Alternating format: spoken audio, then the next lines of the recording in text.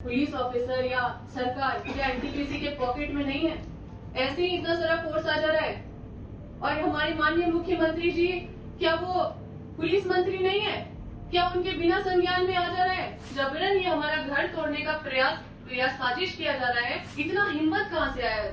Court में मामला चल रहा है, कोर्ट में इनको रिप्लाई फाइल करने के लिए बोला जा रहा है, कोर्ट में हमारा बहस के लिए पेंडिंग है मैटर। बीजेपी के एमपी सीएम रमेश जिसका नाम है, वो धमकी दिए थे कि तुम्हारा राजनीतिक पॉलिटिकल करियर बर्बाद कर देंगे, तुम्हारे पिताजी को अरेस्ट करवा देंगे, जेल भेज देंगे। जो नया जो गाड़ी निकला है, ऐसा लग रहा है मेरे ही लिए वो गाड़ी निकाला गया है और वहाँ पे भेजा गया है। और सारा सायरन बजा बजा के आप सोचिए कि अकेले एक महिला घर के अंदर है और उसके बाद वो महिला को ऐसे नंगे पैर उठा के 90 में फोन छीन के एक भी सामान निकालने नहीं दिया गया और सारा सामान को डैमेज कर दिया गया। कांग्रेस के प्रवक्ता हैं राकेश सिन्हा जी और जो जेएमएम के प्रवक्ता है मनोज पांडे जी, ये हमको हिदायत दे रहे हैं प्रेस में कि अगर कोई मसला था तो उसको हल करना चाहिए था, पार्टी में आके हल करना चाहिए था। लगातार इतना प्रताड़ना हम लोग तब से क्षेत्र में झेल रहे हैं। अभी तक इस साल के बारे में बता रहे हैं कि 7 केस मेरे पिताजी के ऊपर हुआ है और कई रैयतों के ऊपर हुआ है। फर्जी मुकदमा होते गया और हम लोग सूचना देते गए, लेकिन उन लोग को कोई बचा नहीं पाया। हम भी किए एनटीपीसी के खिलाफ केस और ये रिट पिटीशन जो हाईकोर्ट में है उसका नंबर 5483/25 है। कोर्ट में प्रेयर कर रहे हैं कि ये जो फलाना केस कंप्लेन केस नंबर है इसको विड्रॉ करने के लिए बोला जाए, तब जाके इनको मुआवजा मिले। और ये मीडिया में आके बोले इनको मुआवजा मिल गया है। आप लोग जानते हैं कि देखे होंगे घर टूटा, उस मामले में हम आप लोगों के पास रखते हैं कि एनटीपीसी ने पहला नोटिस हम लोग को 30/5/2025 को दिया, ठीक है। दूसरा नोटिस हम लोग को दिया है 10/6/2025 को, ये कागज हम आपको दे देंगे। और तीसरा नोटिस दिया है 20/6/2025 को, ये तीसरा नोटिस है हम। और जब चौथा नोटिस दिया तो ये बोलते हुए दिया, और सारा नोटिस सीबीए एक्ट के तहत मुआवजा निर्धारण करने से संबंधित है। सारा नोटिस में लिखा हुआ है कि सीबीए एक्ट के तहत मुआवजा निर्धारित करने के लिए आप आइए और मुआवजा निर्धारित करने में हमको सहयोग कीजिए। तो ये चौथा नोटिस जो मिला है उसमें ये बिल्डिंग डिवीजन से मुआवजा निर्धारित कर दिए। अब ये बिल्डिंग डिवीजन से मुआवजा निर्धारित करके यहाँ लिखते हैं कि हम ट्रिब्यूनल में आपके खिलाफ हम केस किए हैं, आप वहां पे जाके अपना मुआवजा लीजिए। तो फिर ये सोचिए कि बिल्डिंग डिवीजन कौन से राज्य के प्रपत्र में लिखा हुआ है कि बिल्डिंग डिवीजन को ये पावर है कि वो मुआवजा निर्धारित करेगा जाके, और वो भी कारखाना का। क्या कारखाना निरीक्षक नहीं है झारखंड में? उसका पद खत्म हो गया है? या कौन सा झारखंड सरकार में ये नियम है? मतलब ये अवैध तरीके से एनटीपीसी ने मुआवजा निर्धारण करा है। ये कागज आपको जरूरत होगा तो दे देंगे। अब ये कोर्ट के ऑर्डर है और ये कोर्ट का पिटीशन है जो हम नहीं, एनटीपीसी खुद ये फाइल किया है। और ये हम नहीं बोल रहे, ये एनटीपीसी खुद बोल रहा है कि हम जो भूमि अधिग्रहण है वो 24/6/2008 को किए। अब 24/6/2008 को भूमि अधिग्रहण किए हैं और 25 को हमको नोटिस दे रहे मुआवजा निर्धारण करने का। तो क्या इनको नहीं पता है कि हम पे कौन सा कानून लागू होगा? कि 2013 लागू होगा, 2013 का नया अधिनियम लागू होगा। तो हम कोर्ट गए, कोर्ट में हम केस नहीं किए, ट्रिब्यूनल कोर्ट में यही केस किए हमारे खिलाफ। तो वहां पे ये लिखे हैं कि हम 24/6/2008 को हम अधिग्रहण किए हैं। तो 24/6/2008 को अधिग्रहण किए हैं, आज 2026 है और ये कोर्ट में 2 प्रेयर करते हैं, ये इन्हीं का प्रेयर है। और हम ये भी बताते हैं कि हमारा भी केस चल रहा है, हम भी किए हैं एनटीपीसी के खिलाफ केस। और ये रिट पिटीशन जो हाईकोर्ट में है उसका नंबर 5483/25 है, जिसको जो एनटीपीसी के खिलाफ चल रहा है। तो ये रिट पिटीशन में हमने भी आईए फाइल किया था, आईए नंबर 540/2026 है, जिसमें हमने स्टे के लिए मांग किया था कि जबरन ये हमारा घर तोड़ने का प्रयास या साजिश किया जा रहा है, इसमें तुरंत स्टे लगाया जाए। और यहाँ पे जो एनटीपीसी ने प्रेयर किया, ये बहुत मजेदार प्रेयर है, आपको सुनना चाहिए। एक प्रेयर किया है कि नेसेसरी डायरेक्शन, मतलब डायरेक्शन दिया जाए, ये क्लेमेंट को डायरेक्शन दिया जाए कि रिमूव द स्ट्रक्चर को रिमूव करने के लिए, और withdraw the aforesaid complaint case. इतना मतलब हम कोई केस किए हैं हजारीबाग में, उसको विड्रॉ करने के लिए, ये सोचिए इनका इतना हिम्मत है, इनका मतलब गुंडागर्दी कोर्ट में भी चल रहा है कि ये कोर्ट में प्रेयर कर रहे हैं कि ये जो फलाना केस कंप्लेंट केस नंबर है इसको विड्रॉ करने के लिए बोला जाए, तब जाके इनको मुआवजा मिले। और ये मीडिया में आके बोले इनको मुआवजा मिल गया है, हम तो ये ऑर्डर आपको दे रहे हैं। ये इस तरह का प्रेयर कर रहे हैं, तो आप समझ सकते हैं इनका मंशा क्या है। हम ये ऑर्डर शीट भी लाए आपके लिए, जिसमें ये डेट देखिए कि इतना तारीख को 16/7/25 को ये केस दर्ज किए हैं, और हम खुद 24 को हम प्रेजेंट हो गए हैं कोर्ट में, और हम भी इनके खिलाफ हम फाइल किए हैं।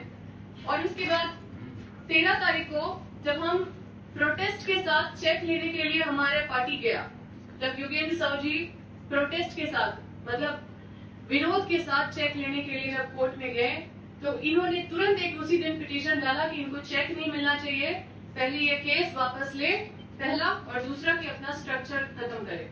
और हमने जो हाई कोर्ट में स्टे के लिए प्रेयर डाला था, उसका नोटिस उनको मिला, है जवाब देने के लिए उनको जो तारीख मिला है वो 19/3/2025 को मिला। अब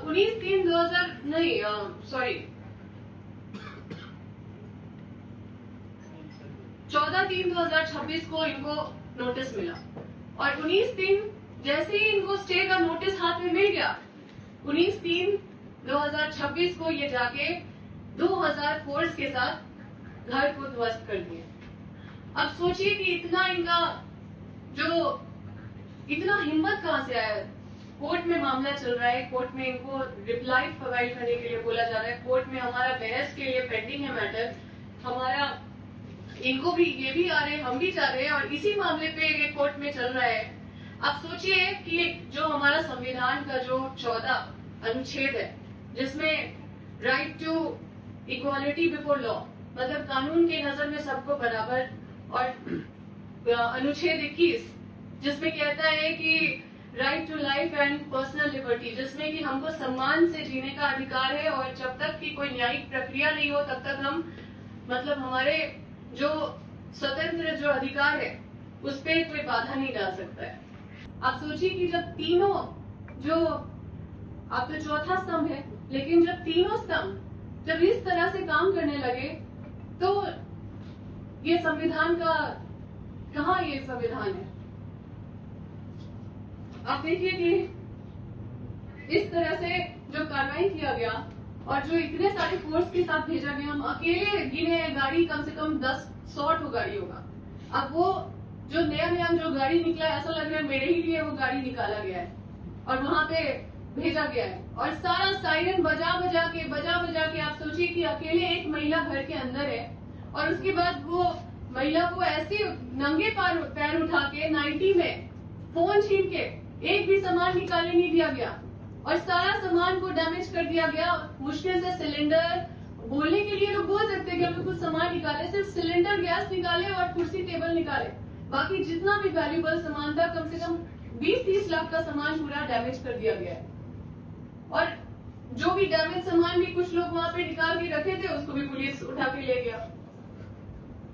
तो हम ये सारा कागज आपको सौंपते, आप अपना अनुसंधान कीजिए कि क्या ये न्याय है।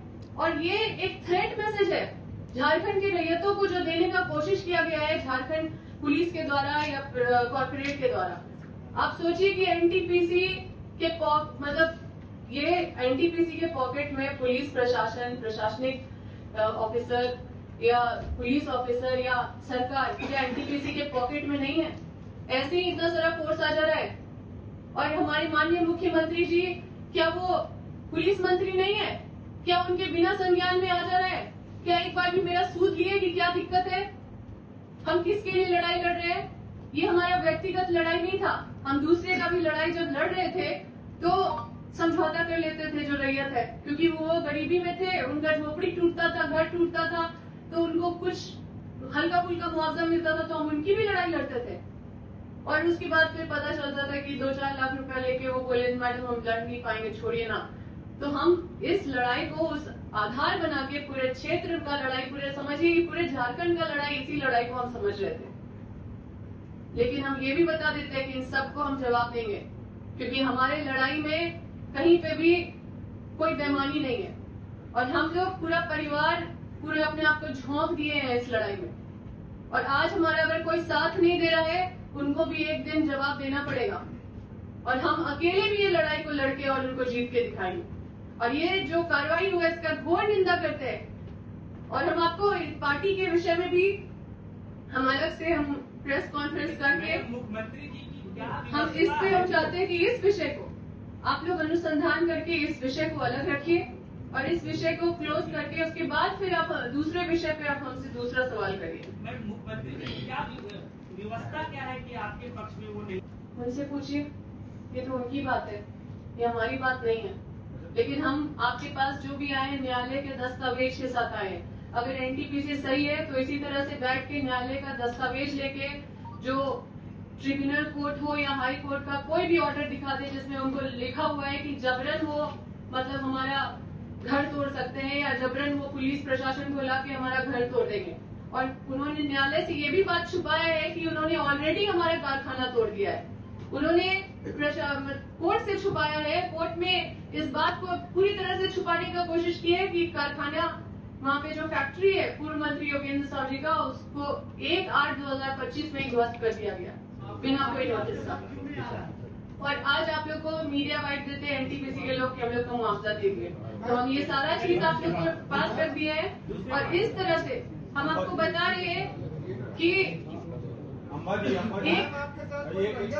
ये मैसेज मतलब देने का जो कॉर्पोरेट ने कोशिश किया है कि जब तुम्हारे नेता के साथ हम ये हालत कर सकते हैं तो तुम लोगों का क्या हालत कर सकते हैं। ये जो थ्रेट मैसेज देने का कोशिश किया गया है ये सब कोई समझ रहा है, और इसकी लड़ाई तो हम लड़ेंगे और सबको इस पे सबको कोर्ट पे घसीटेंगे और सबका धज्जी उड़ेगा। तो एक सवाल है, कार्यपालिका के तहत किया गया है कि लारा एक्ट के तहत? कोई तहत नहीं, क्योंकि कोर्ट में जब मामला चल रहा है आर्टिकल 21 क्या बोलता है, जब तक न्यायिक प्रक्रिया चल रहा है आपका कोर्ट में और जिस संबंध में चल रहा है और आप भी पिटीशन दायर कर रहे हैं, आप उसमें इन्वॉल्व हो चुके हैं, आपके पिटीशन पे सुनवाई होने वाला है, हम भी अपना रिप्लाई दे चुके हैं, तो आप उससे पहले कैसे कार्रवाई करेंगे? आप उससे पहले जबरन जाके 2000 फोर्स लेके, और जबकि हमने इसकी सूचना पार्टी में हर किसी को दिया, आला अधिकारियों को दिया। अम्मा जी, उस जमीन के लिए आपको कंपनसेशन किस एक्ट के तहत वो देना है? देखिए वो लोग बिल्डिंग डिवीजन से कंपनसेशन निर्धारित कराए हैं। आप बताइए, उनसे पूछिए कि कौन सा ऐसा प्रपत्र है, संग्रह है सरकार का जिसमें लिखा हुआ है कि बिल्डिंग डिवीजन कारखाना का मुआवजा निर्धारित करेगा या फिर घर का निर्धारण करेगा मुआवजा। ऐसा कोई नियम है क्या? ये अवैध तरीके से ये मुआवजा निर्धारण किया गया है। जो बातें आ रही है कि सीबी एक्ट के तहत कार्रवाई की गई। देखिए हम तो सारा न्यायिक पेपर जितना भी न्यायालय का कागज है, कोर्ट का ऑर्डर है, सब लेके आए हैं। अब आप उनको बोलिए कि अगर आपको ऐसा ऑर्डर मिला है तो आप भी लेके इस तरह से प्रेस कॉन्फ्रेंस कीजिए कि आपको न्यायालय ने बोला है कि आप जाके घर तोड़ दो, इस तरह का कुछ बोला है। जब सुनवाई हो रही थी और इस पे सुनवाई के लिए डेट रखा गया था, तो आपको जब स्टे ऑर्डर का जब नोटिस मिल गया तो आप तुरंत आनंद फानंद में सारे मतलब जबरन जाके घर कैसे तोड़ दिए। आपको न्यायालय का भी कोई इज्जत नहीं है, कोई सम्मान नहीं है। आप हाई कोर्ट और ट्रिब्यूनल कोर्ट को भी कुछ नहीं समझते हैं, आप उससे भी बड़े अपने आप को समझते हैं। तो ये चीज आप लोगों के बीच में हम रखते हैं और आप लोगों से सवाल करते हैं। हम आप जनता से भी ये सवाल करना चाहते हैं कि क्या हमारा झारखंड जल जंगल जमीन के अधिकार की रक्षा करने के लिए बनी है, या यहाँ पे अबुआ का राज है या बबुआ का राज है? ये सवाल का जवाब आप लोग दे दीजिए।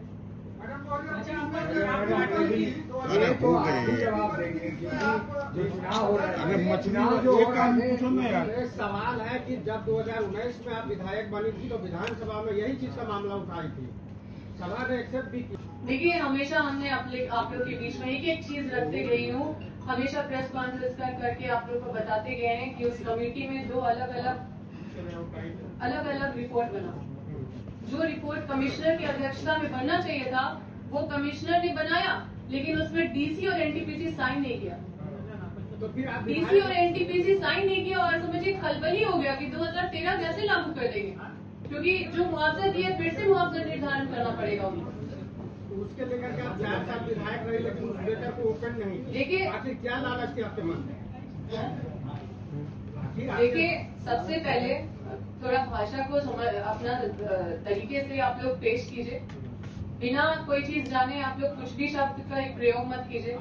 आप लोग जानते हैं कि जब हम विधायक बने तो 2 साल तो कोरोना था, 3 साल हम लगातार कोशिश किए, जिसका परिणाम स्वरूप आपको पता है कि विस्थापन आयोग का गठन हमारे प्रयास से 8 अगस्त को ही 2024 को ही हो गया था, जिसका नियमावली पिछले साल मुहर लगा था। तो ये हमने हमेशा प्रयास किया है और ये जो आपको अपना उपलब्धि बताए 5 लाख मुआवजा जो हमने क्षेत्र में बढ़ाया, जो 20 से 25 लाख हुआ, वो हमारा ही संघर्ष का देन था। जो ये 58.88 एकड़ जो जमीन जो रैयतों को वापस करवाए वो भी हमारा ही संघर्ष था और इसमें हमने लगातार लड़ाई लड़ी है और नतीजा ये है कि कमेटी भी बना गया और कमेटी में रिपोर्ट भी आया, लेकिन उस रिपोर्ट में कमिश्नर के अलावा डीसी और एनटीपीसी साइन नहीं किया। अचानक से प्रेस कॉन्फ्रेंस में हम लोगों ने देखा कि पूर्व मंत्री श्री योगेंद्र साहब जी को निष्कासित कर दिया गया।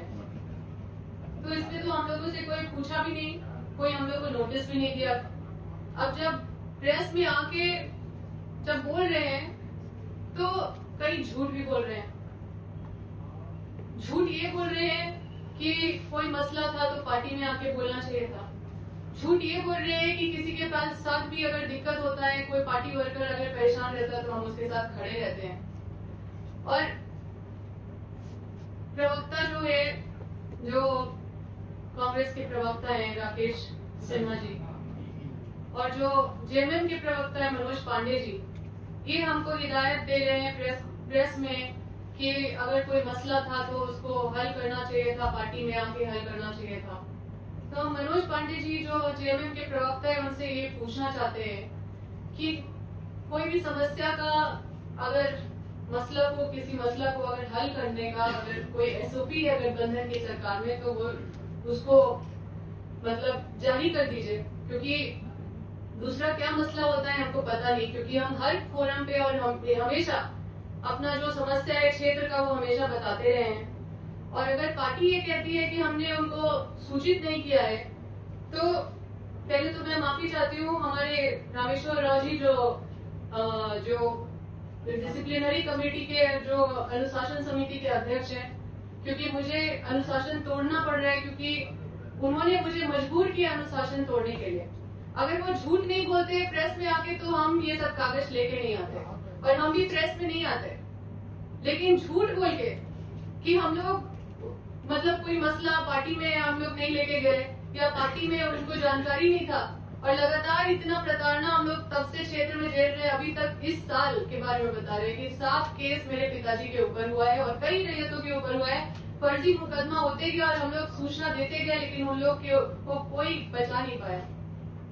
तो मेरे पिताजी जब धरना दिए थे या फिर जो आंदोलन छिड़ा था तो हम लोग को धमकी भी मिला था, जो आप लोगों को प्रेस कॉन्फ्रेंस के माध्यम से बताया था कि कोई बीजेपी के एमपी सीएम रमेश जिसका नाम है, वो धमकी दिए थे कि तुम्हारा राजनीतिक पॉलिटिकल करियर बर्बाद कर देंगे, तुम्हारे पिताजी को अरेस्ट करवा देंगे, जेल भेज देंगे और भी तरह तरह का चीज, लेकिन जो ऑन रिकॉर्ड है उसी पे बात करेंगे।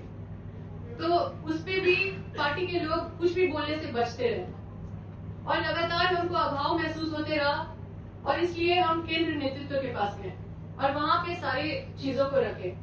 तो क्या इनको इस बात का दिक्कत हो रहा है कि हम सीधा डायरेक्ट केंद्र नेतृत्व के पास चले गए?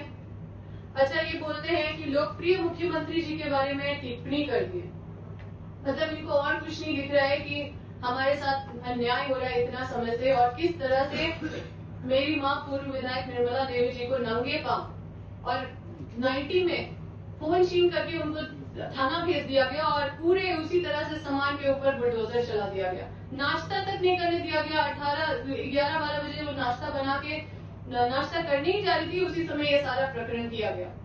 1 बजे जब तक हम पहुंचे थे तब तक पूरा घर ढा दिया गया था। उस दिन मेरे पिताजी दिल्ली में थे और ये सारा कार्रवाई सोचिए कि इतना सारा पुलिस तैनात करके 2000 पुलिस तैनात करके वहां पे दे दिया गया। क्या माननीय मुख्यमंत्री जी मेरा सूद लिए कि क्या दिक्कत है? ये सब कार्रवाई करने से पहले पार्टी ने कुछ सूद लिया? अगर हमने नहीं बताया तो ये क्या है फिर, जिसमें राजेश कच्छप जी, रामचंद्र सिंह जी और सुरेश बाठा जी जो तीनों विधायक है वो हमारे क्षेत्र क्यों गए थे अगर हमने नहीं बताया था तो? ये कमेटी का निर्माण क्यों किया गया था? इसमें साफ साफ लिखा हुआ है कि वहाँ पे रैयतों का और जो योगेंद्र साहु जी का कारखाना है उसको जबरन वहाँ पे बुलडोज कर दिया गया, किसी को वहाँ पे मुआवजा नहीं दिया जा रहा नियम पूर्वक, और इस पुलिस द्वारा रात में मारपीट भी किया जाता है और रैयतों के साथ शोषण भी किया जाता है। और जो हमारे घर 400 पुलिस फोर्स भेज दिया गया था सीएम रमेश के कहने पे, उस पे ये कमेटी बनी थी। अब उस पे ये कमेटी बनी तो रिपोर्ट क्या हुई? ये क्या अनुशासन समिति ने सूद लिया?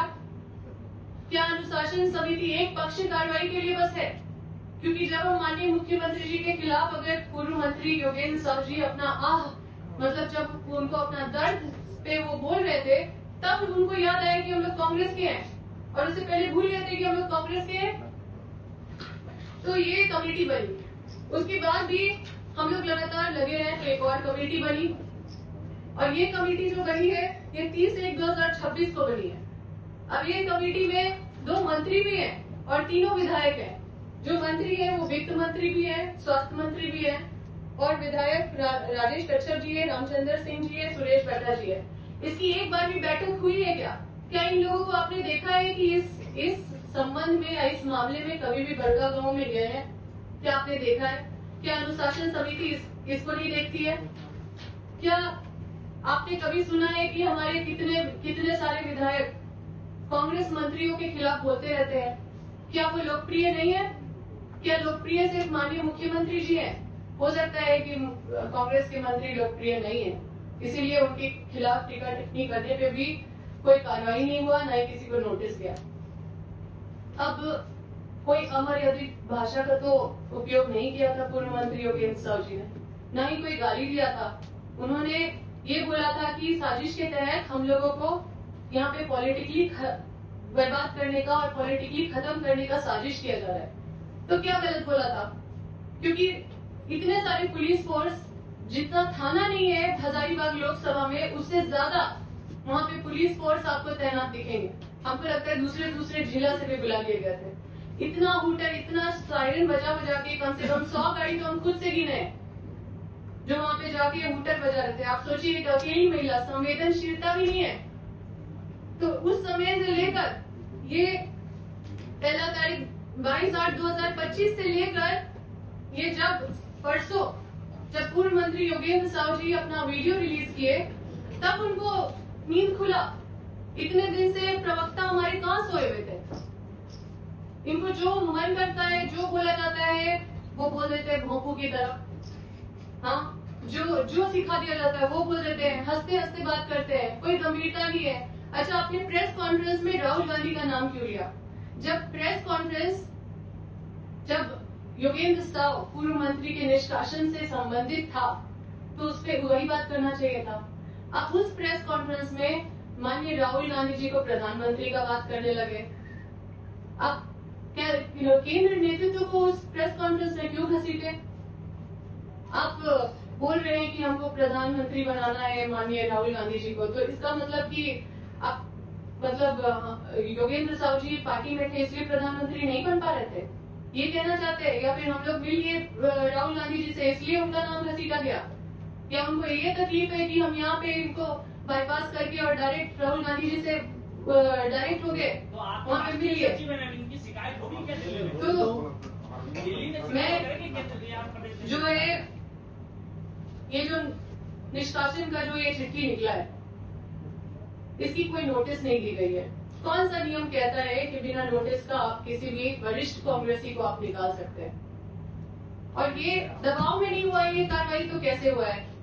क्योंकि ये खुद बोल रहे हैं प्रेस कॉन्फ्रेंस में कि दबाव से हमने नहीं किया। इनको खुद बोलना पड़ रहा है, क्यों बोलने का जरूरत पड़ रहा है? ये साफ साफ दिखाता है कि दबाव में किया गया है। मैडम, पूर्व मंत्री जी की अपनी गिरफ्तारी हुई थी, उसको लेकर भी कांग्रेस ऑफिस में प्रेस कॉन्फ्रेंस की थी और तत्काल में रिलीज करने का आरोप लगा। देखिए, उसमें भी हम लोगों के साथ साजिश हुआ, क्योंकि हम लोग जब लाइव भी आए थे तो उन रैयतों का मुंह दिखा रहे थे और उन रैयतों के लिए हम लोग उन रैयतों के लिए बोल रहे थे कि इन लोगों को रिलीज कर दिया जाए। और रिलीज होगा तो सब होगा साथ में, है कि नहीं? जब थाना में पकड़ के कोई ले गया है 5-6 लोग को, तो छूटेगा तो सब एक साथ छूटेगा ना। लेकिन आप सोचिए कि किस तरह का प्लानिंग करके, किस तरह का दिमाग लगा के योगेंद्र साहब और निर्मला देवी को सिर्फ छोड़ा गया और सभी रैयत को जेल भेज दिया गया। हम रात भर कुर्सी में बैठे रहे चौकीदार की तरह। हम सोचे कि योगेंद्र साहब और निर्मला देवी को गायब करेगा और रैयत लोग को गायब कर दिया गया। और लेकिन एक ऐसा ये मामूली केस था कि 5 दिन के अंदर बेल हुआ उन लोगों का। आप समझ सकते हैं कि ये लोग किस तरह का केस कर पाए होंगे कि 5 दिन के अंदर उनका बेल हुआ। हम लोग रैयतों के साथ हर पल खड़े थे। तो जो साजिश किया जा रहा है, जितना हम लोग को टारगेट किया जा रहा है शुरू से और अभी से, हम लोग इस लड़ाई में अकेले लड़ रहे हैं और माननीय राहुल गांधी जी पे विश्वास है। हम लोग ये सारी बातों को वहाँ पे लेके जाएंगे। अम्बा जी, पार्टी ने जो कार्रवाई की है योगेंद्र साहु पे, उनका कहना है कि अनुशासन समिति ने सोशल मीडिया पर बयान आया था और कांग्रेस के अनुशासन समिति ने पार्टी के संविधान धारा 9 के तहत उन पर कार्रवाई की है कि सरकार और गठबंधन की छवि को दूर कर रहे थे। ये कार्रवाई क्या मुख्यमंत्री के इशारे पर हुई, आपको लगता है? सरकार और देखिए, सरकार और पार्टी जनता से अलग नहीं होती है। अगर जनता है, जनता से ही पार्टी बनती है, जनता से ही सरकार बनता है। और अगर जनता परेशान है, रैयत परेशान है, अगर उसको नजरअंदाज करके चलेंगे तो पार्टी की छवि बहुत बड़ी अच्छी नहीं होगी। और हम लोग उसी का लड़ाई लड़ रहे थे। हम लोग अपने क्षेत्र के, अपने राज्य के विस्थापितों का लड़ाई लड़ रहे थे। उसमें हमारा साथ देना चाहिए था, उसमें हमारा सूद लेना चाहिए था। लेकिन कभी भी नहीं पूछा गया। और इतना सारा चीज जानते हुए हमेशा हम लोगों ने पत्रचार किया, केस के रेफरेंस भी दिया, केस चल रहा है ये भी बताया, लगातार अपडेट करते रहे। बावजूद उसके ये सारा कार्रवाई अचानक से कर दिया गया, जरूर किसी दबाव में किया गया। क्या ऐसी पार्टी में आप रहना उचित समझेंगे जहाँ पर जो पार्टी आप लोग, देखिए, जो लोग देखिए, सबसे पहले तो ये बताना चाहते हैं कि आत्मसम्मान को विसर्जित करते हुए या परिवार का सम्मान को विसर्जित करते हुए हम कोई राजनीति नहीं कर सकते। और इसका जवाब तो इन लोगों को देना पड़ेगा, क्योंकि हम अपने जगह में सही हैं और अगर गलत है तो ये लोग उसका स्पष्टीकरण दें, उसका हमको पूरा मतलब अच्छे से सफाई से बताए कि कहाँ गलत है। और हमको अगर ये लोग सिखा रहे हैं, वैसे लोग सिखा रहे हैं जो जनता में कभी गए नहीं। ये दोनों प्रवक्ता जो जेएमएम और कांग्रेस के हैं, जो मीडिया में बोल रहे हैं, ना ही कभी मतलब ये लोग इतने वरिष्ठ नेता हैं जो कभी आज तक ना चुनाव लड़े, ना कभी जनता के बीच गए, ना कभी कोई जनता का समस्या से कोई मतलब रखे, ना ही कोई जनता के मुद्दे से इनको कोई मतलब। पार्टी में लड़ते हुए आप ये लड़ाई लड़ेंगे, पार्टी से जवाब भी मांग रहे हैं। देखिए, पार्टी 2-4 आदमी नहीं है। ये लोग जो मिल के यहाँ पे पार्टी का, अब हम उस पर ज्यादा बोलेंगे तो बहुत ज्यादा अनुशासनहीनता पे हम नहीं जाना चाहते। थोड़ा सा हम अनुशासन भंग जरूर किए, जिसपे हमको मजबूर किया गया है। बाकी आप लोगों के बीच में इस विषय पे फिर से आएंगे, लेकिन कुछ मामलों को हम पार्टी के स्तर तक ही रखना चाहते हैं।